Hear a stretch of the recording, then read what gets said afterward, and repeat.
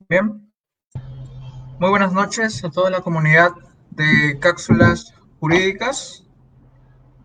Yo soy Jack Carrión Bravo y en esta ocasión nos encontramos en la última sesión del evento que realiza Cápsulas Jurídicas, el segundo encuentro virtual que realizamos en nuestro segundo evento.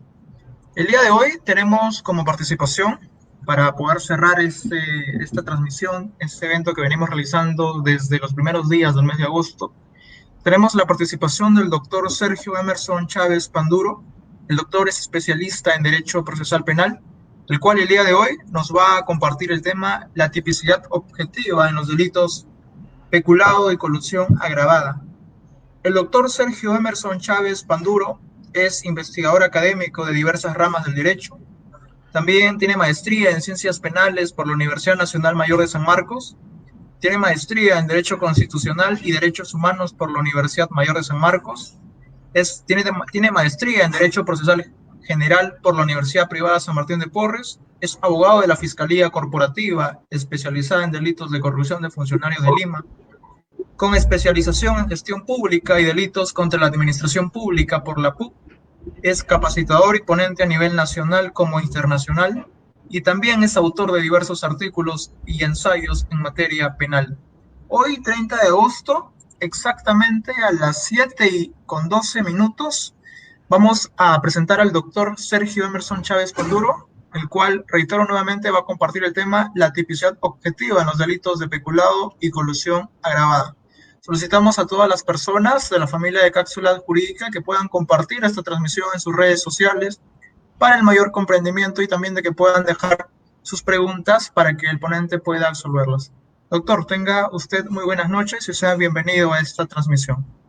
Muchísimas gracias, muy buenas noches a todos los integrantes de Cápsula Jurídica. Llegamos el día de hoy a la parte final de la exposición de este gran evento que han estado llevando a cabo ustedes. Yo quiero felicitarles a cada uno de ustedes por haber decidido realizar este tipo de capacitaciones siempre en pro y en beneficio de la comunidad jurídica, los estudiantes, los abogados y el público en general, que durante estas situaciones de emergencia han visto a través de las diferentes transmisiones en vivo que se estaban llevando a cabo, han tenido a bien de observar, han escuchado cada uno de los temas jurídicos de gran relevancia e interés de cada uno de nosotros y temas relacionados también a cuestiones prácticas que hoy en día se suelen dar. En ese sentido, yo quiero tener a bien de felicitarles a ustedes, a Cápsula Jurídica, por hacerme partícipe en este certamen ya de clausura. Este es ya el segundo certamen que ustedes están llevando a cabo. El tema que vamos a convocar el día de hoy, 30 de agosto, está relacionado al tema de la tipicidad objetiva en los delitos de infracción del deber. Básicamente vamos a hablar del delito tipificado en el artículo 384, que nos habla del delito de colusión, y también hablaremos del artículo 387, que nos habla de peculado en sus dos modalidades, el peculado doloso y el peculado culposo. En ese sentido, empezaremos señalando cómo el Ministerio Público tiene la atribución para investigar delitos de corrupción de funcionarios. Hoy en día, estos delitos que tienen mucho auge, sobre todo en las diferentes contrataciones directas para la adquisición de geles, mascarillas y jabones, que se encuentran en investigación. Se tienen a la fecha más de 250 casos de investigación de presuntos delitos de corrupción de funcionarios que se encuentran en diligencias preliminares, próximo a formalizar cada una de estas si el caso así lo amerita, o si no, archivar dependiendo de las circunstancias. En ese sentido, empezaremos manifestando, por ejemplo, la esencia de analizar los temas de infracción del deber. Mucho se habla de las cuestiones de infracción del deber a efectos de señalar imputaciones. Entonces, este análisis nos va a permitir señalar de que solamente serán autores de los delitos de corrupción de funcionarios aquellas personas que se encuentran comprendidas dentro de la carrera administrativa. Son los únicos que pueden responder como autores de delitos de infracción del deber. En ese sentido, ¿de quiénes estaremos hablando? De los funcionarios y los servidores públicos. Son los únicos que podrían ser autores. Sin embargo, la exigencia de la norma en el derecho penal va más allá del solo hecho de ser funcionario y servidor público, sino que se analiza, por ejemplo, también un principio elemental que viene a ser mucha atención, el principio de vinculación funcional. Tomemos nota, el principio de vinculación funcional, que nos señala, por ejemplo, este principio elemental de que no cualquier persona que tenga el rango de ser funcionario y servidor público necesariamente comete un delito de infracción del deber, sino que tenemos que analizar si tiene una vinculación en razón del cargo que él tiene, y para ello tendremos que analizar cada uno de los elementos del tipo penal. Por ejemplo, si hablamos del delito de colusión, en este caso tipificado en el artículo 384, y analizamos la descripción de la misma, que nos empieza a señalar. Los casos de delitos de colusión, se señala lo siguiente: el funcionario y servidor público, siempre en razón de su cargo, que participa de manera directa o indirecta en los procesos de contratación y adquisición de bienes, obras, servicios, concesiones o cualquier otra operación a cargo del Estado, concerta con los interesados para defraudar, concerta con los interesados para defraudar al Estado, ¿cierto? Eso nos señala el tipo de la modalidad de colusión simple. La colusión agravada nos señala otro verbo muy importante que debemos señalar, que es el defraudar. ¿Y qué nos señala en la descripción? El funcionario servidor público que en razón de su cargo participa en los procesos de contratación o adquisición de bienes, obras, servicios, concesiones o cualquier otra operación a cargo del Estado mediante concertación, defraudare patrimonialmente al Estado. Entonces, en el caso de la colusión agravada, ya vemos la existencia de una defraudación de carácter económico, que definitivamente a nivel de una investigación tendremos que realizar lo que son las pericias valorativas o las pericias contables, a efecto de evidenciar hasta qué punto tenemos el daño de carácter patrimonial que es ocasionado al Estado. Pero veamos ahí lo siguiente a través del análisis del principio de vinculación funcional. ¿Qué nos quiere decir? De que esa concertación, el comportamiento prohibido, necesariamente se tiene que dar en los procesos de contratación y adquisición. Entonces, si analizamos una existencia de una concertación que no se da en los procesos de contratación y procesos de adquisición, estaremos propiamente hablando de un delito de colusión en la modalidad básica, que viene a ser colusión simple. Ahí ingresa el análisis. ¿Por qué diríamos que no estaría configurándose un delito de concertación? Porque no se está dando dentro de un proceso de contratación o adquisición. Lo mismo sucede, doctores, cuando analizamos, por ejemplo, el delito de peculado, tipificado dentro de nuestra normativa penal en el artículo 387. Por ejemplo, ahí tenemos dos modalidades: el peculado culposo y el peculado doloso, ¿correcto? Con la situación del agravante también en situaciones de emergencia sobre este tipo penal, que es un tipo penal pluriofensivo, dicho sea de paso. Entonces, si analizamos propiamente el delito de peculado, nos señala que los autores, los agentes del delito, serán funcionarios y servidores públicos, pero que ellos tengan necesariamente la administración o custodia de los caudales o efectos. Entonces, ¿qué sucedería si este funcionario público se apropia o utiliza algún caudal o algún efecto, pero no se encuentra bajo su administración o custodia? No se encuentra bajo su administración o custodia.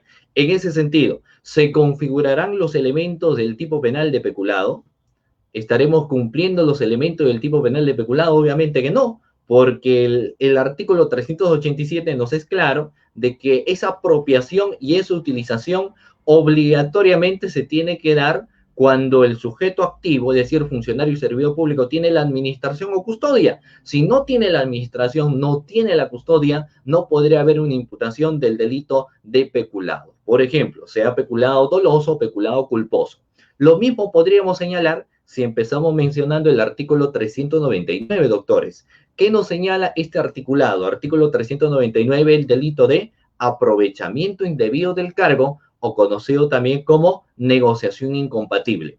¿Qué nos señala la descripción de este tipo penal? Lo siguiente: el funcionario servidor público que en razón de su cargo, para sí o para otro, se interesa indebidamente, de manera directa o indirecta o por acto simulado, en algún contrato y en una operación. Entonces, ahí ingresa también el principio de vinculación funcional. ¿Qué sucede si ese interés indebido no se da en un contrato y no se da en una operación? Si no se da en un contrato y no se da en una operación, no estaremos hablando propiamente del delito de aprovechamiento indebido del cargo. ¿Por qué? Por la exigencia del principio de vinculación funcional. Entonces, ¿qué significa al señalar un tema de una imputación? Vamos a tener que ver a través del análisis propio que realizan las fiscalías anticorrupción, que dicho sea de paso, son los encargados de ver los artículos comprendidos en el artículo 382 al 401. Es decir, cuando hablamos del artículo 382, el tipo penal que se nos viene a la mente es el delito de concusión, y terminamos en el artículo 401, que nos habla del delito de enriquecimiento ilícito. Entonces, la competencia es del Ministerio Público, pero el Ministerio Público tiene que analizar esa vinculación funcional existente. Por ello, como uno de los primeros actos de investigación que suele realizar es solicitar a la institución o a la entidad o al organismo donde labora este funcionario y servidor público el reglamento de organización y funciones. Uno de los primeros actos de investigación que siempre suele realizar el representante del Ministerio Público, el fiscal. ¿Y esto por qué? Porque primero hay que analizar si dentro de su reglamento de organización y funciones realmente tenían esa obligación de realizar determinados comportamientos, tenía que sujetarse a determinadas reglas que se encuentran dentro de este reglamento de organización y funciones, porque si no es el caso, si no encontramos, por ejemplo, dentro de este reglamento alguna función que pueda tener, en ese sentido no podríamos señalar nosotros esa vinculación. Entonces, tengamos en cuenta eso. El principio de vinculación funcional siempre es elemental. Ahora, y este entendimiento también de cada uno de nosotros, que cuando analizamos delitos de corrupción de funcionarios, no partimos del análisis de la teoría del dominio del hecho. No existe este tema del análisis de la teoría del dominio del hecho, sino que siempre vamos a ver a través del análisis de la teoría de infracción del deber. Entonces, si tenemos personas, sujetos cualificados, ¿qué sucede en los tipos penales de encuentro? ¿Qué sucede en los tipos penales de encuentro como el delito de colusión, donde vamos a tener la participación del funcionario y servidor público representando a la entidad del Estado o organismo del Estado, y por el otro lado vamos a tener a la empresa privada o al particular? Entonces, por ejemplo, en el análisis del delito de colusión, el verbo rector del tipo base, es decir, colusión simple, viene a ser la concertación, el acuerdo de voluntades. La Corte Suprema señala, por ejemplo, que viene a ser la manifestación de voluntades, y por lo general, obviamente, estos acuerdos son clandestinos, son clandestinos. Entonces, si nosotros analizamos ese tema, vamos a ver que tanto los intraneos, es decir, funcionarios y servidores públicos, realizan el mismo comportamiento que los extraneos. Es el mismo comportamiento que realizan los intraneos con los extraneos. Pero ahí ingresa el tema importante. A través de la imputación, no vamos a señalar jamás como autores a las empresas privadas o a los particulares que vienen a ser ellos los extraneos, sino ellos tendrán ¿qué condición? ¿Cuál será la condición que ellos tendrán? ¿Serán cómplices en un primer momento, cierto? O quizás serán instigadores, pero jamás responderán a título de autor. ¿Y por qué no existe una responsabilidad a título de autor? Por una sencilla razón. Ellos no se encuentran comprendidos dentro de la carrera administrativa y por ende no tienen una función específica dentro del aparato estatal. Entonces jamás, como es un delito de infracción de deberes institucionales, los extraneos no tienen esos deberes institucionales. Por ende, no hay una responsabilidad y tampoco existirá una imputación sobre ellos en condición de autores, sino que serán cómplices o instigadores, ¿correcto? Muy bien. Entonces, teniendo en cuenta ello, el principio de vinculación funcional, hablemos ahora del principio de confianza, que se dan también dentro de los aparatos institucionales. El Estado dota de confianza a sus organismos o demás instituciones a través de este principio elemental que viene a ser el principio de confianza. Es decir, el Estado confía que quienes conforman el mismo se comporten de manera adecuada. Y para ellos que se crean las directivas, se crean los reglamentos de organización y funciones, el manual de organización y funciones, para que en base a ello se comporten adecuadamente siempre en pro y en beneficio de la institución. ¿Correcto? Ya ingresan, pues bueno, también los temas de mística institucional. Pero cuando el mal funcionario público o mal servidor público realiza un comportamiento distinto a lo establecido en su reglamento de organización y funciones, obviamente va generando una lesión al bien jurídico protegido o bien jurídico tutelado, que es la correcta administración pública que se tiene que dar. Y cuando esto sucede, está existiendo ese quebrantamiento al principio de confianza del Estado. Porque claro, el Estado confía en que sus funcionarios y servidores públicos van a hacer un trabajo de manera adecuada, pero cuando ellos, sea por comisión o por omisión, hacen algo totalmente diferente, ahí estaríamos mencionando en un primer momento ese quebrantamiento existente del principio de confianza del Estado. Ahora, no solamente este principio de confianza puede ir de línea superior a inferior, sino también podemos tener en línea recta la confianza que puede tener el servidor público para con su funcionario público o el funcionario público para con su servidor público. Es decir, hablamos del jefe y hablamos del subordinado, por ejemplo. Ahí ingresan también temas de principio de confianza. Otro análisis importantísimo que vamos a hacer para poder señalar, por ejemplo, aspectos de autoría en este caso. Son deberes personalísimos.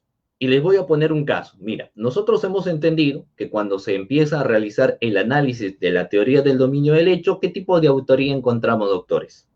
Cuando analizamos teoría del dominio del hecho, ¿qué tipos de autoría encontramos? Por ejemplo, el autor mediato, ¿cierto? El autor mediato, tenemos al autor material, tenemos a los coautores. O sea, tenemos a quienes son sujetos que realizan el comportamiento reprimido por ley, ¿no? Por ejemplo, en los delitos contra la vida, el cuerpo y la salud, los delitos de robo, hurto, homicidio, asesinato, feminicidio, etcétera, ¿cierto? Tenemos al autor material, pero tenemos los autores mediatos, conocidos también como los hombres de atrás, que son aquellos que planifican, que no tienen directamente la participación, pero sí son ellos quienes saben los motivos o el por qué realizan un comportamiento contrario a norma, como en el caso del sicariato.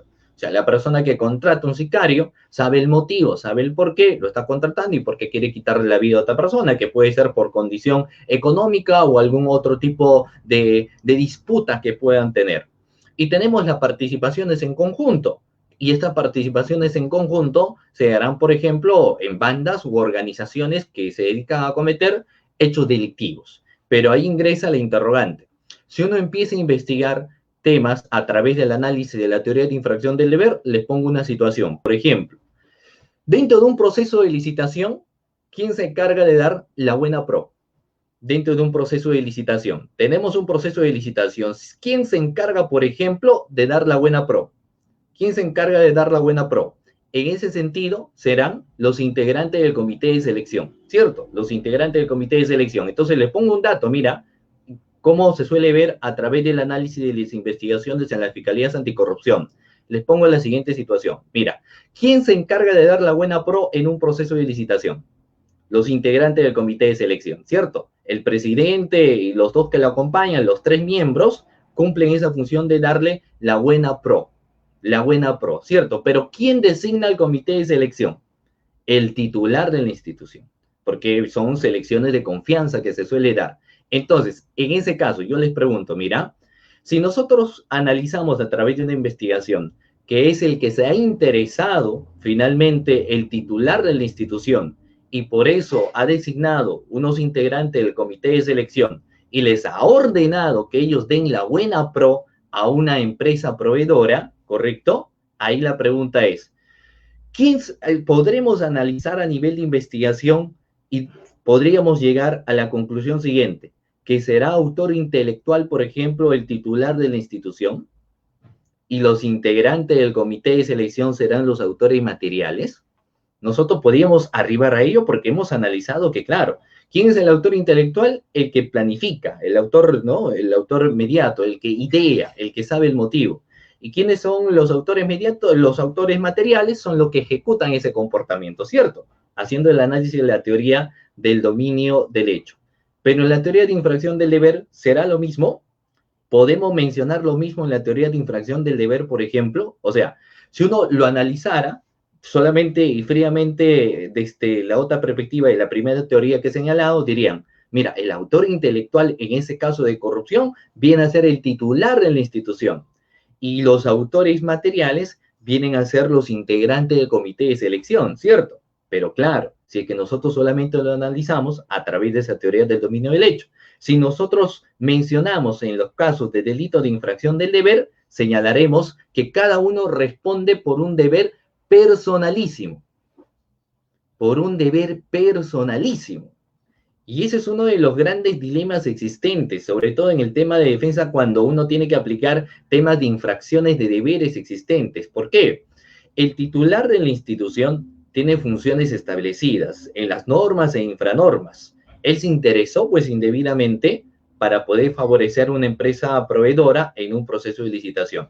Pero como no podía interesarse, ¿correcto? Como no podía interesarse directamente porque no tiene las facultades para otorgar la buena pro, selecciona un comité de selección. Los encargados del comité de selección saben que tienen facultades también, saben que ellos han sido designados y sobre ellos rigen también deberes institucionales, rigen sobre ellos deberes institucionales. Y dentro de ello existen también situaciones de inhibición, cuando un funcionario o servidor público considera, por ejemplo, que determinado mandato está siendo contrario a las obligaciones que él tiene en condición de funcionario y servidor público. Entonces, el comité de selección podría, si le dan una orden de dar la buena pro a una empresa que no cumplía los requisitos, sencillamente inhibirse, retirarse, por ejemplo. Pero si acepta dar la buena pro a una empresa que no cumplía con los términos de referencia, no lo hace cómplice, no lo hace, lo hace autor también. ¿Por qué? Porque son deberes personalísimos. Y otro ejemplo, mira, otra cuestión típica que se suele dar en investigaciones de delito de corrupción. Por ejemplo, se suele dar la siguiente figura. Cuando un servidor público visa determinados documentos que sabe que son irregulares, pero ¿por qué los visa? Por orden del jefe inmediato. Y obviamente él dice, pero he tenido que visar porque si no me iban a despedir. Pero ahí tengamos en cuenta lo siguiente. Cada una de las personas que trabaja dentro de la institución del Estado sabe que ingresa a un tema de una actividad ciertamente riesgosa y por ende tiene que ser muy cuidadoso en el cumplimiento de las funciones que tiene. Entonces, si esta persona así sabía o ha tenido miedo, por ejemplo, a perder su trabajo y por ende ha dado un visto bueno existente, que un visto bueno, un documento irregular, no lo hace a esta persona una causal de justificación, sino que igual será también responsable, por ejemplo, en una condición de autor, a menos que se han dado otras circunstancias de coacciones, de comportamientos violentos, de amenazas existentes, ¿no? Más allá de un tema verbal, ¿no? Entonces ahí sí podríamos exonerar alguna situación y decir que finalmente tuvo que realizar determinado comportamiento de función porque ya no le quedaba de otra alternativa. Entonces, en ese sentido, vamos a seguir a la siguiente conclusión que hemos señalado. Son deberes personalísimos. Cada uno responde. Cada uno responde. Pero les comento lo siguiente. Ahí, por ejemplo, se ingresa uno de los grandes problemas también. ¿Por qué? Y definamos un poco cuándo estamos ante la presencia, pues, de un funcionario público o cuando hablamos de un servidor público, ¿cierto? O sea, cuando nos encontramos dentro de un funcionario público o un servidor público. Entonces, el funcionario público, una de las características que tiene es el poder de decisión. Si un funcionario público decide qué realizar, qué actividades hacer, es propia de las funciones que tiene en el caso de un funcionario público. Poder de decisión y poder de delegación. El artículo 99 de la Constitución Política, por ejemplo, señala a los altos funcionarios públicos, ¿cierto? ¿Y qué característica tendrán estos altos funcionarios públicos? Pues tendrán mayor poder de decisión y mayor poder de delegación. En el caso de los servidores públicos, vienen a ser aquellas personas que brindan un servicio al Estado, son los subordinados del Estado y tienen que acatar las órdenes del jefe inmediato. Ahí ingresa muchas veces el siguiente problema.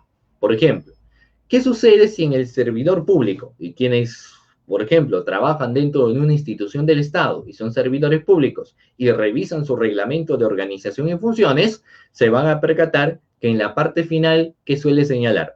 Y demás que disponga el jefe inmediato, ¿cierto? y demás que disponga el jefe inmediato. ¿Y quién viene a ser el jefe inmediato? Un funcionario público. Entonces ahí ingresa el otro problema que uno tiene que analizar también dentro de una investigación y dependiendo de cada caso concreto. Entonces, ¿qué pasa si el servidor público cumplió una función que le ordenaba un jefe inmediato y ese cumplimiento de función acarreaba una irregularidad? ¿Podrá existir una imputación para este servidor público? O sea, ¿lo podemos imputar un comportamiento señalando que esto ha sido contrario a norma, contrario a ley? Y la respuesta sería, primero, lo siguiente. En un primer análisis diríamos que no. ¿Por qué? Porque ha cumplido su función. ¿Y por qué cumplió su función? Porque en la parte final dice, y demás que ordene el jefe inmediato. Entonces, ante un cumplimiento de función, no podría haber ni siquiera una sanción de carácter administrativa y muchísimo menos de carácter penal, ¿cierto? Entonces, ¿qué podría suceder en este caso? Que ese hecho irregular de firma de un documento o de visado de un documento esté en concertación, en un acuerdo, tanto entre el funcionario público y el servidor público. Es decir, que el servidor público sí conocía, por ejemplo, que determinado documento, determinado visado, tenía contenido irregular. Entonces ahí, por ejemplo, dice, pero ¿eso qué tiene que ver, no? Que tenía contenido irregular. Pues finalmente está acatando las órdenes del jefe inmediato. Acata las órdenes del jefe inmediato, entonces está cumpliendo su función, claro, pero los reglamentos también te ponen un límite. Los reglamentos de organización y funciones, directivas, memorándum, órdenes de servicios, todos te ponen un límite. O sea, si tú te percatas, por ejemplo, de una situación irregular, estás en la obligación de comunicar o denunciar, ¿cierto? Porque el no hacerlo te forma y se pone como cómplice. Entonces, si tú cumples tu función no sabiendo que lo que estás realizando es irregular, no hay problema. Pero si tú conocías de la irregularidad, podías primero haberte inhibido, haberte apartado, no lo hiciste, te hace cómplice de ello. El tema medular está en el aspecto de probanza, ¿cierto? Y ahí sí hay que analizar muchos factores dentro de un proceso de investigación. Entonces, el Ministerio Público, respecto a la imputación, lo va teniendo ahí más clara. O sea, dice, solamente serán funcionarios públicos, son aquellos que tendrán vinculación funcional y tendremos que ver a través de esa vinculación funcional también su reglamento de organización y funciones. Luego se señala si ese comportamiento fue comisivo o fue un comportamiento omisivo. Si fue un comportamiento comisivo o fue un comportamiento de carácter omisivo, ¿correcto? Y también señala que los externos a la institución del Estado, es decir, los extraneos, no van a responder jamás a título de autores o también tampoco van a responder, bueno, autores no responden, serán solamente cómplice primario, por ejemplo, o instigadores, ¿correcto? Y también te dice, tiene que haber un análisis total de los elementos del tipo penal y subsumir estos comportamientos en cada uno de estos elementos del tipo penal. O sea, nos dan una exigencia. Nos dan una exigencia. Entonces, dicho esto, vamos a pasar a centrarnos en el delito de colusión, básicamente. Por ejemplo, nos señala de quién podrían ser los autores de este delito. Solamente funcionarios y servidores públicos, pero nos dan una exigencia. Funcionarios y servidores públicos que participan en los procesos de contratación y adquisición. O sea, si no participas, no podría haber temas de acuerdo colusorio. Si tú participas en un proceso de contratación y adquisición, ahí sí el peligro es más latente, ¿correcto? ¿Qué más nos dice? En el análisis de tipicidad objetiva, en el caso de la colusión simple, nos dice la concertación. Necesariamente, verbo rector, el análisis de concertación, ¿cierto? ¿Y qué nos menciona respecto a ello? La Corte Suprema menciona que la concertación es un acuerdo de voluntades, es una manifestación. La concertación es un pacto de carácter clandestino, lo señala la Corte Suprema, que se va a dar siempre entre los funcionarios, las empresas privadas o los particulares. Llámese en este caso los intraneos o los extraneos.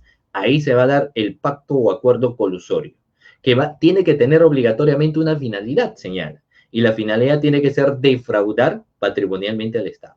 Eso es lo que mencionan la tratativa, mencionan los libros, los textos y gran parte, por ejemplo, de la dogmática penal. Sin embargo, hay algo muy interesante que debemos también mencionar. ¿Y qué sucedería, por ejemplo, si alguien se quiere concertar en forma positiva no para defraudar al Estado, más bien para favorecer al Estado, o sea, si me dan a mí, yo así no cumpla los requisitos, por ejemplo, le dice la empresa privada, pero si me dan la buena pro, voy a esmerarme demasiado para que se haga una buena construcción, por ejemplo. Entonces, ahí estaríamos hablando que no existen, o sea, podríamos hablar que no existen concertaciones para, en el caso que el objetivo no sea defraudar patrimonialmente al Estado, ahí hay un análisis. Porque para empezar, lo que se está buscando es que no exista ningún tipo de concertación, ningún tipo de acuerdo, ningún tipo de acuerdo. ¿Por qué? Porque si haces un acuerdo, conversas, así como uno puede decir, conversado, pero nada en serio, pero ya te configura el hecho, primero, del quebrantamiento también a otro principio que todo funcionario y servidor público debe tener, que es el principio de imparcialidad. Es el principio de imparcialidad. ¿Por qué? Porque si tú ya te comunicas, hablas con otra persona, ¿qué haces? En cierta medida, te estás parcializando. En cierta forma, en cierta medida, tu comportamiento se va parcializando, ¿correcto? O sea, te vas adhiriendo, te vas parcializando de cierta manera. Entonces, no se admite ningún tipo de concertación, pero claro, si somos más específicos, diríamos, en esta concertación no se ha tenido como objetivo la defraudación patrimonial al Estado, pero es un tipo penal de peligro. O sea, si la persona dice, no teníamos la intencionalidad de defraudar al Estado, ¿cómo finalmente se podía probar esa situación? ¿Cierto? Porque por temas de lógica, por cuestiones de regla de la experiencia, un acuerdo de por medio, siempre, o todo pacto existente, lo que se busca es un beneficio para sí o un beneficio para la otra persona, y siempre a consecuencia de ello se genera un daño potencial al Estado, que no solamente puede ser un daño de carácter económico, sino puede ser daños de carácter de imagen institucional, daños de carácter extrapatrimonial, ¿correcto? Son tipo penal de peligro. Cuando analizamos el tema de del tipo subjetivo, por ejemplo, la tipicidad subjetiva de este tipo penal de colusión, nos va a señalar que es un tipo penal netamente doloso. No existe la modalidad por culpa porque aparte de ello la misma descripción del tipo penal así lo señala. O sea, son comportamientos netamente dolosos. ¿Y cuándo se consume este delito? Con el solo hecho de la existencia de la concertación, del acuerdo de voluntades. Es decir, solamente con la existencia y probancia del acuerdo y el pacto, ya estaríamos nosotros señalando la consumación del tipo penal. Recordemos que probar colusión, existen determinadas técnicas especiales de investigación y determinado procedimiento para investigar, ¿cierto? Porque vamos a ver que ahí ingresan las cuestiones de prueba indiciaria para poder imputar a alguna persona su participación en condición de autor de un delito de colusión, por ejemplo. Dentro de ello, veremos que el Ministerio Público, dentro de las facultades que posee, dentro de las facultades que tiene, será emitir los famosos requerimientos, los diferentes o las tres clases de requerimientos existentes, ¿no? Pero ¿cuál sería importante? Básico, requerimiento de levantamiento secreto de las comunicaciones. Pero este requerimiento solamente es un indicio para ver la existencia de vinculaciones existentes entre funcionarios públicos y extraneos. Y si encuentras una sola llamada o un par de llamadas es insuficiente. Pero si encuentras 3, si encuentras 5, 10, 15 o 20 llamadas, 35 llamadas entre entrantes y salientes, duración de las llamadas, 7, 10, 15 minutos, entonces ahí la situación va cambiando. Ahí es una cuestión de pensar e interrogarse, pero ¿por qué tanto tiempo? ¿Pero por qué esta comunicación se ha dado antes o durante o después de un proceso de licitación o proceso de contratación? Entonces eso viene a ser un indicio. Viene a ser un indicio importantísimo, por supuesto que sí. Luego, los depósitos bancarios. Mira, les comento. Hace aproximadamente 20 años o 15 años, pongámoslo así aproximadamente, siempre en los acuerdos colusorios había un depósito previo al otorgamiento de la buena pro de la empresa privada o del particular al titular de la institución o a uno de los integrantes del comité de selección o a los 3 de los integrantes del comité de selección. O sea, había un depósito bancario que le daba. Y eso uno obviamente lo lograbas encontrar o evidenciar cuando uno hacía o realizaba los levantamientos de secreto bancario. porque ahí encontrabas depósitos de dinero dentro de las arcas, dentro de los montos dinerarios. Luego, ¿qué pasó? Ya no quisieron involucrarse, sino pusieron la cuenta, por ejemplo, de su esposa o de su hermana. Entonces uno encontraba ya, claro, no depósitos bancarios a cuenta del funcionario público o este titular de la institución, sino donde encontraban los depósitos bancarios en la hermana. También en quién, en los padres o algún familiar. Otros ya, cuando hoy en día se habla de organizaciones criminales que se dedican a cometer delitos de corrupción, utilizan personas externas, ¿cierto? Los famosos testaferros. Y otros incluso utilizan los famosos paraísos fiscales porque tienen personas de otros lugares a quienes se les exige a través de unas transferencias, etcétera, que a ellos vayan los montos dinerarios. Entonces, eso finalmente, a través de las investigaciones, se va hallando. No van depósito para ellos, sino los depósitos son a las otras personas, entonces contra ellos tiene que dirigirse la investigación y ellos finalmente saben, cuando se encuentran en una situación donde se están encasillando, pues someterse a los temas de colaboración eficaz. Y ahí empiezan delatando a quiénes son los que han participado dentro del organigrama, por ejemplo, del aparato estatal, titular, el área usuaria, los operadores logísticos, etcétera, ¿correcto? Entonces, los levantamientos del secreto bancario es otro de los elementos muy importantes para evidenciar, por ejemplo, también este tipo de comportamientos. Siguiente.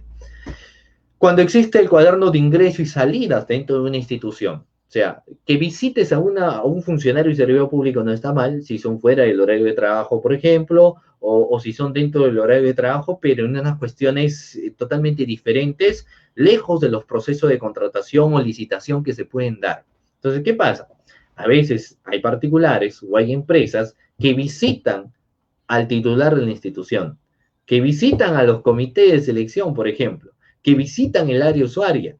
Entonces, ¿qué sucede ahí? Ya está existiendo una sospecha inicial. ¿Qué hace esa empresa? Que ha sido antes del otorgamiento de la Buena Pro, 2 semanas antes, 3 semanas antes o un mes antes, siempre iba visitando. Entonces uno solicita la cámara de videovigilancia, quizás no lo encuentres, pero el cuaderno de ingreso y salida será un elemento del por qué lo visitaba y por qué la ha atendido el funcionario público, ¿cierto? Es una presunción. Y también ahí está existiendo el quebrantamiento de lo que viene a ser el principio de imparcialidad u objetividad que debe existir, sobre todo el principio de imparcialidad, ¿cierto? Ahora, ¿qué más puede hacer el Ministerio Público? La irregularidad dentro del mismo expediente del proceso de contratación, pues. La irregularidad que uno puede encontrar en este proceso de licitación, en este proceso de contratación. O sea, por ejemplo, en las contrataciones directas, por la situación de emergencia, solamente se tienen 2 etapas. O sea, se exonera de las típicas 3 etapas de los procesos de contratación, los actos preparatorios, el otorgamiento de la buena pro y la ejecución contractual. Acá es diferente, se ve en una empresa, se le invita para que pueda ser proveedor de la institución del Estado.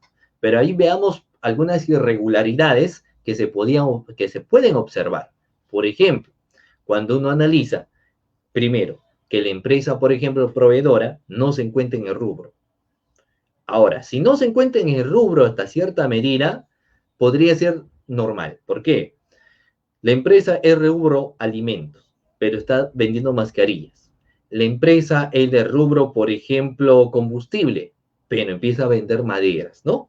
Pero uno se puede adaptar, sí, puede cambiar de rubro en una situación de emergencia, que muchos han cambiado de rubro, por ejemplo, hasta ahí no sería nada cuestionable. ¿Cuándo ingresaría lo cuestionable? Cuando, por ejemplo, esos bienes o esos servicios que se van a proveer al Estado no terminan siendo de calidad. O sea, son servicios que no son de calidad. Por ejemplo, las mascarillas no son mascarillas buenas.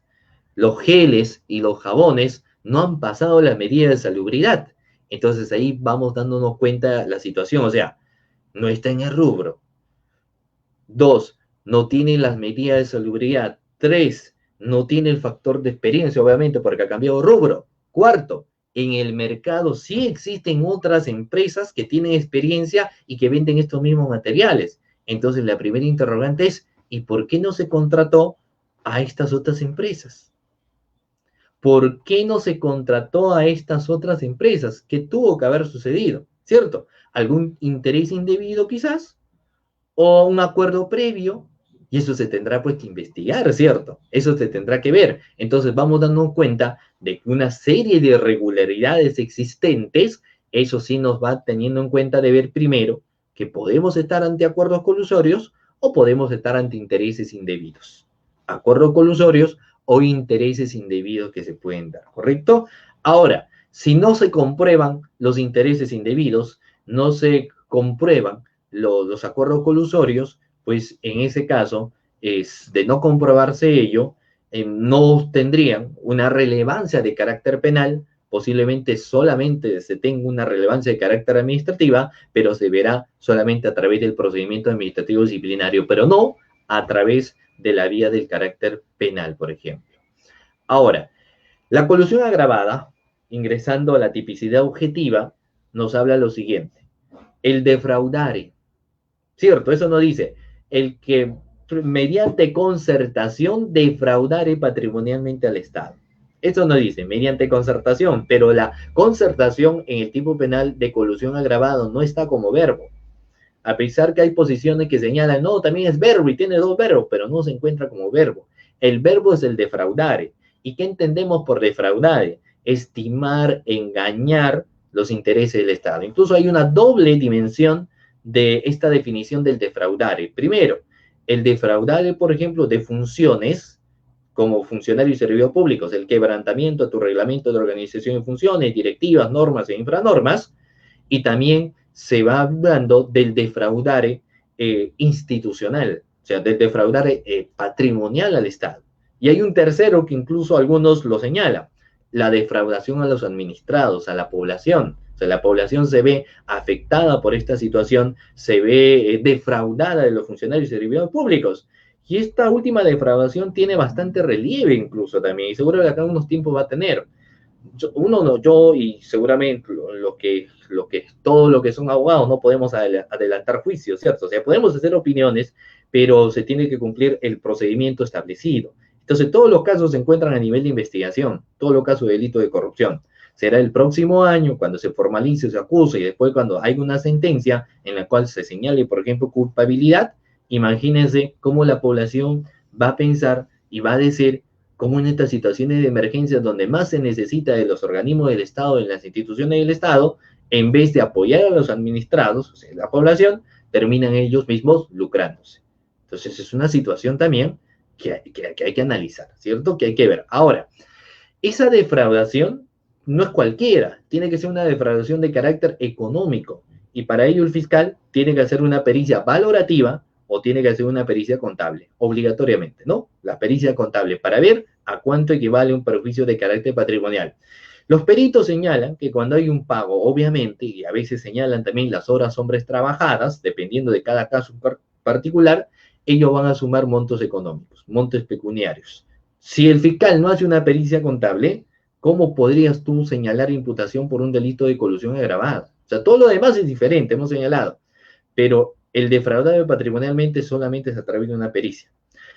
Por tema lógico, si ya se ha otorgado el pago respectivo, ahí estaría el desprendimiento del monto pecuniario, entonces ahí sí podríamos señalar nosotros la existencia, por ejemplo, de lo que viene a ser un perjuicio de carácter patrimonial. ¿Qué pasa si absuelven al extraneos? ¿Qué sucede si dentro de un proceso de investigación terminan absolviendo al extraneos? Y a veces será, o sea, el fiscal considera, muy bien, acá el extraneos del particular no se ha concertado, pues. Y ahí ingresamos a lo siguiente, por ejemplo, hay posicionamientos, hay acuerdos plenarios que señalan que en los delitos de aprovechamiento indebido del cargo no existe la complicidad. No existe la complicidad. Entonces, si acá lo vamos a acusar a un funcionario y servidor público por el delito de aprovechamiento indebido del cargo, no vamos a imputar sobre esta persona.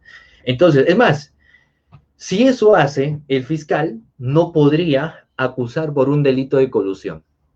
Sería el artículo 399 el más idóneo, no el artículo 384, sino el artículo 399, ¿cierto? Y si el fiscal ha llevado a acusación un delito de colusión, ahí sucede el siguiente panorama. Por ejemplo, si nos encontramos ya en este estadio, va a suceder que si el juez declara la inocencia, por ejemplo, la inocencia del extraneos, no puede acusar por un delito de colusión. ¿Y por qué? Porque es un tipo penal, pues, de encuentro. Para la configuración es un tipo penal de encuentro. Necesariamente necesitas extraneos y intraneos para la configuración de este tipo penal. Obligatoriamente. Obligatoriamente necesitas. ¿Y qué pasa si absuelven? Desnaturaliza la estructura del tipo penal de colusión. Lo desnaturalizas totalmente. ¿Cierto? Muy bien. Entonces, dicho esto, brevemente pasamos al artículo 387, que nos habla del tipo penal de peculado, que nos señala el funcionario y servidor público que en razón de su cargo se apropia o utiliza caudales o efectos que estén bajo su administración o custodia. Entonces, la apropiación está relacionado, correcto, al despojo del área establecida de un determinado bien o de un determinado servicio, correcto. Por ejemplo, pero esto necesariamente, respecto al funcionario, señala que debe estar bajo su administración o custodia. Toda persona que ocupa un cargo del Estado suele tener la administración, pero eso no significa que necesariamente tenga la custodia. Por ejemplo, el alcalde de una municipalidad tiene pues la administración, el alcalde de una municipalidad, pero no significa, por ejemplo, que directamente tenga la custodia de los montos económicos, de los montos pecuniarios. No significa esto. ¿Quién sí podría tener la administración o custodia? Hablamos del tesorero, por ejemplo. El tesorero sí podría tener esto. Y el tesorero diariamente ingresan un porcentaje económico a la institución del Estado, por ejemplo, que ingresen $7,000, $18,000, etcétera. Esos 18,000 se tienen que rendir cuenta en su totalidad y entregar, ¿cierto? Pero ¿qué pasa si de esos 18,000 este tesorero de la municipalidad dice, me apropio sencillamente de 500 soles? Nadie se va a dar cuenta. Se configura este delito porque estamos hablando del funcionario público, tesorero, por ejemplo, que se está apropiando de un caudal que está bajo su administración o custodia. Bajo su administración o custodia, ¿correcto? Ahora, entonces, y la otra situación es del tipo de del peculado culposo. El peculado culposo, doctores, está relacionado al peculado negligente. Es cuando el funcionario y servidor público, por negligencia, permite que determinados caudales o efectos que estén, obviamente, bajo su administración o custodia, sean sustraídos, apropiados, hurtados por terceros. Sean apropiados por terceros. Es la negligencia que adopta el funcionario público. Por ejemplo, hablemos de cuestiones básicas. Un encargado, el encargado del área de logística o el encargado de computación, el encargado de informática, tiene que cuidar, por ejemplo, las computadoras, tiene que cuidar las laptops y luego del horario laboral tiene que guardar todas estas computadoras, todos estos laptops, por ejemplo, dentro de un determinado anaquel bajo 7 llaves ahí, para que nadie vea, para que nadie encuentre. Y eso no solamente lo han dicho sus jefes, sino que se encuentra establecido en su reglamento de organización y funciones, por ende tiene que cumplir. Pero resulta que un día él, por ejemplo, se confía, tiene que llegar por algún motivo rápido a su casa y termina omitiendo guardar las laptops dentro de un anaquel, por ejemplo. Al día siguiente regresa y para mala suerte de él, una noche antes ingresaron unos ajenos, unos amigos ajenos, ¿cierto? Los amigos de lo ajeno ingresan a la institución y terminan robando estas laptops. ¿Será responsable este funcionario público? Obviamente que sí. ¿Y por qué recae su responsabilidad? Porque fue negligente. Tenía que haber guardado. Ah, pero él no tuvo la intención.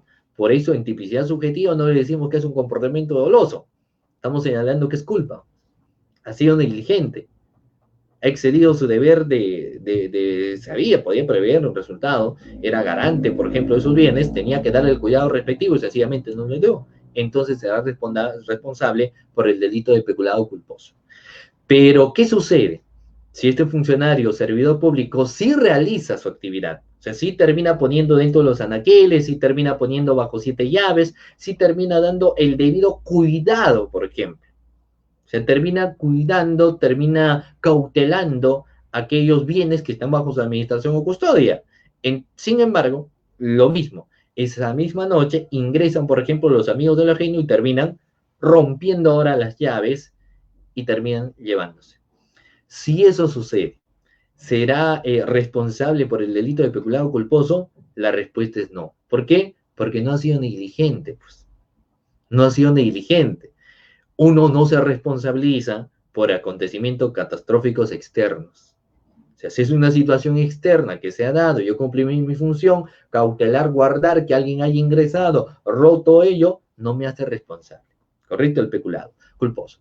El peculado por utilización sí tiene su especial análisis, por ejemplo, también. Porque existen bienes que son, por ejemplo, mira, los bienes que le dan a los trabajadores dentro de una institución son bienes de uso estrictamente laboral, no personal. Las hojas bond, las fotocopiadoras, las sillas, la mesa, la computadora, son bienes para uso estrictamente laboral.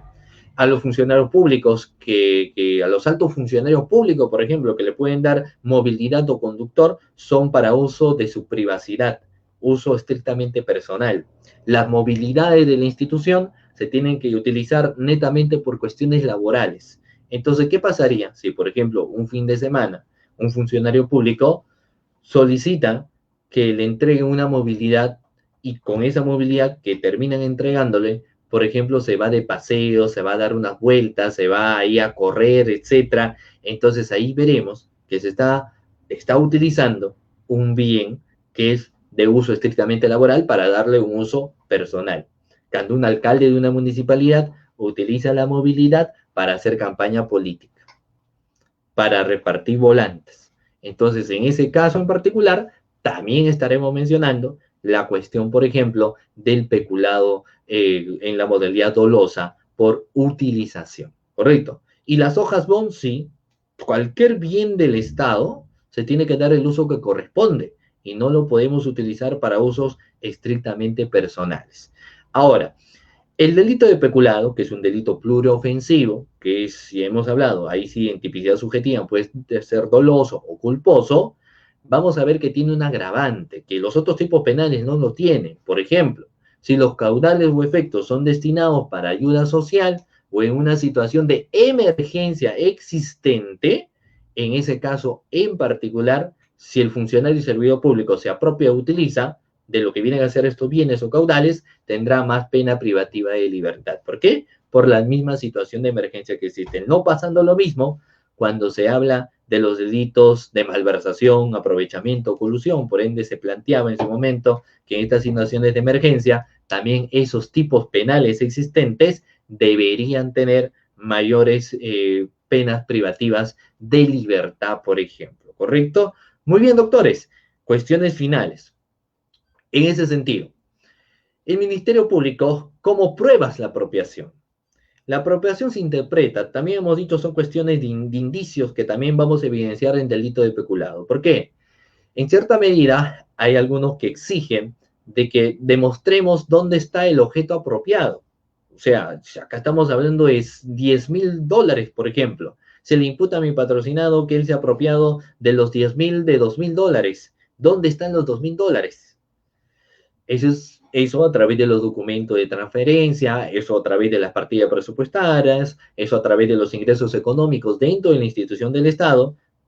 Primero, señale cómo es que esos dineros que ingresan no se encuentran en su totalidad, ¿cierto? O sea, se presume. Hay cuestiones de presunciones ahí. ¿Y tú tenías el cargo? Sí. ¿Tú tenías la función? Sí. ¿Tú te encargabas de ingresar esos dineros? Sí. ¿Dónde se encuentran? Entonces, el que tiene que decir más bien dónde se encuentran o qué ha pasado, no es tanto de la probancia del Ministerio Público, sino de la persona a la quien se le imputa, ¿cierto? Por ejemplo, si hablamos de apropiaciones de combustible, ese combustible puede ser que sea utilizado. Hablemos de medicamentos, ya lo ha vendido, pero vamos a ver que a través de los documentos las cantidades son inexactas. Se harán las pericias que correspondan, por ejemplo, pericias valorativas, para evidenciar cuánto es el desfalco económico patrimonial que se está hallando en estos casos. Y eso es, bueno, obviamente una responsabilidad de parte del Ministerio Público para hallar, por ejemplo, estas situaciones. Lo que sí es cierto, cuando hablamos de estas imputaciones, se tiene que tener ya a través de un requerimiento de acusación, sea un delito de colusión o sea un delito de peculado, precisión fáctica de hechos, precedentes concomitantes y posteriores, y precisión también de medios de prueba que se tienen que oralizar en la etapa intermedia y posterior al juicio oral, y a efecto de ello se tiene que hacer pues una acusación muy sólida respecto a eso. ¿Correcto? Muy bien, doctores. De esta manera llegamos a la parte final de mi disertación del día de hoy, quiero agradecer a Cápsula Jurídica por la invitación y también aprovecho la oportunidad para dar algunas palabras de clausura, gracias a la invitación que me hacen los organizadores de Cápsula Jurídica.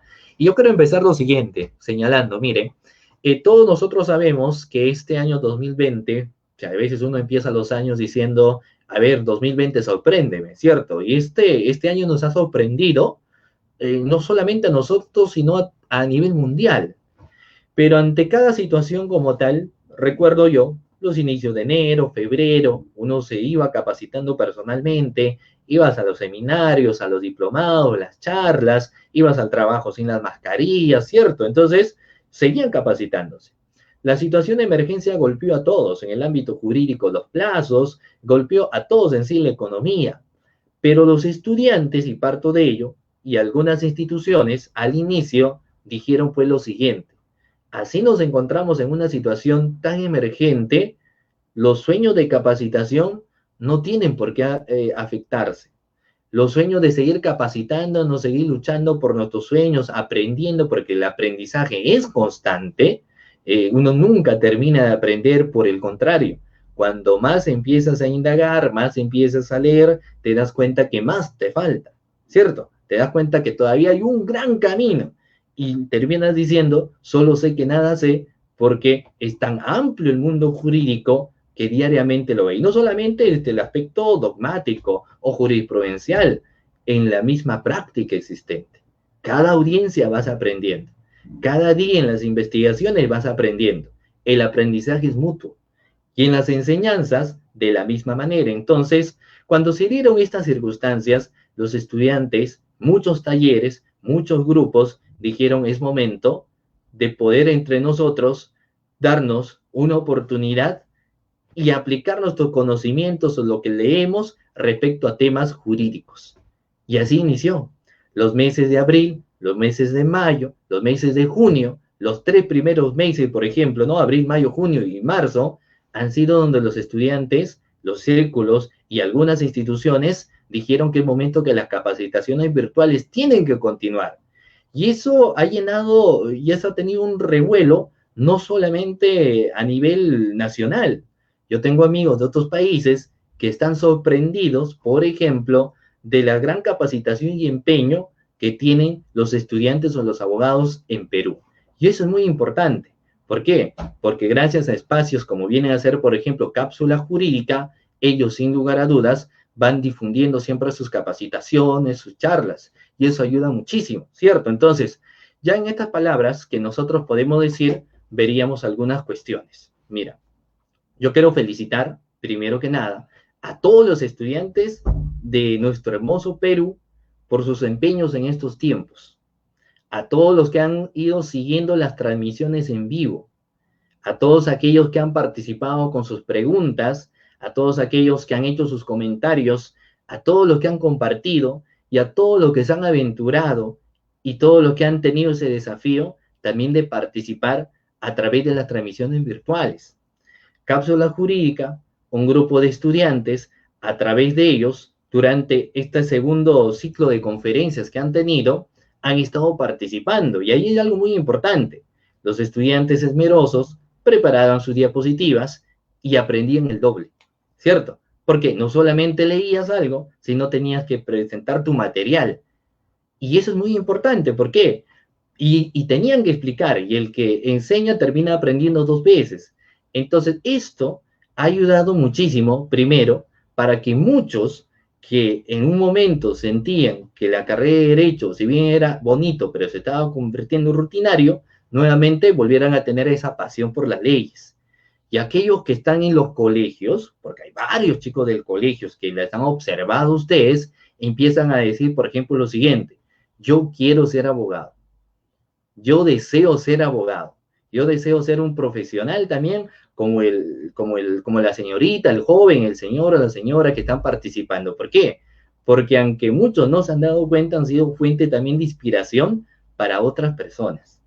Han sido fuente de inspiración. Y no solamente en ello.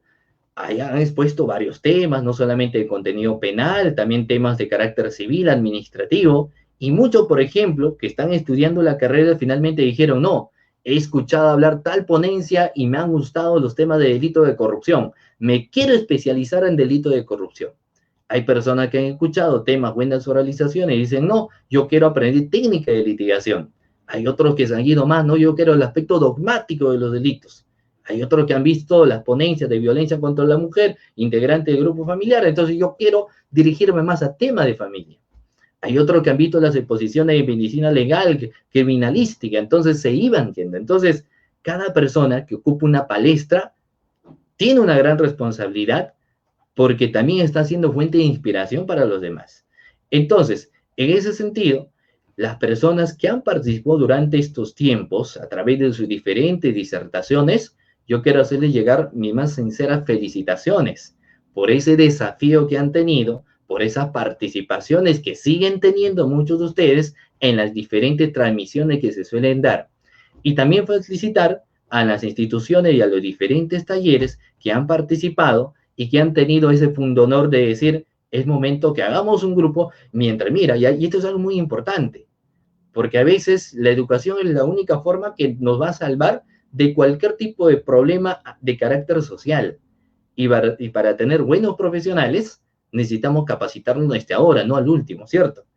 Entonces, los estudiantes, los grupos, desde ahora se van esmerando, se van juntando y son, pues, como lo he dicho en varias ocasiones, ustedes los llamados a ser los futuros abogados, las futuras personas que van a enfrentar una nueva generación de operadores de justicia, sean fiscales, abogados, litigantes o jueces, donde se espera, por ejemplo, y estoy convencido, que tendremos muy brillantes abogados, no de acá en un lejano tiempo, sino más bien corto, porque muchos de ustedes ya han egresado, algunos están en último año, y quienes están en la universidad, les diría que aprovechen al máximo esta etapa que tienen, porque es una etapa inolvidable. Muy bien, entonces, de esta manera, yo quiero agradecer nuevamente a Cápsula Jurídica, a todas las personas que nos han estado viendo en esta transmisión en vivo, mi agradecimiento total, y doy pues, en este caso, con la venia de los organizadores, por clausurado este evento académico. Muchísimas gracias. Muchas gracias, doctor, y muchas gracias a todas las personas que nos han acompañado en el segundo encuentro virtual que realiza Cápsulas Jurídicas. Nosotros queremos invitar a todas a todas las personas que se puedan conectar a través de estas transmisiones que hemos estado realizando. Quiero agradecer, hacer mención pública, el agradecimiento a usted, doctor Sergio Emerson, por sus bonitas palabras, por cerrar este evento. Cápsulas Jurídicas es una página que apenas tiene 3 meses de creación y desde Barranca tratamos de compartir el contenido jurídico para la comunidad jurídica, pero también para darle un acercamiento a la comunidad en general. Muchas gracias a todas las personas que se han conectado a lo largo del mes de agosto. Nos despedimos brevemente y vamos en el mes de septiembre a realizar un evento que ya estaremos compartiendo en nuestra plataforma. Muchas gracias, doctor, y muchas gracias a todas las personas que se conectan a través de Cápsulas Jurídicas. Muchas gracias, doctor. Muy bien, muchas gracias a todos. Buenas noches.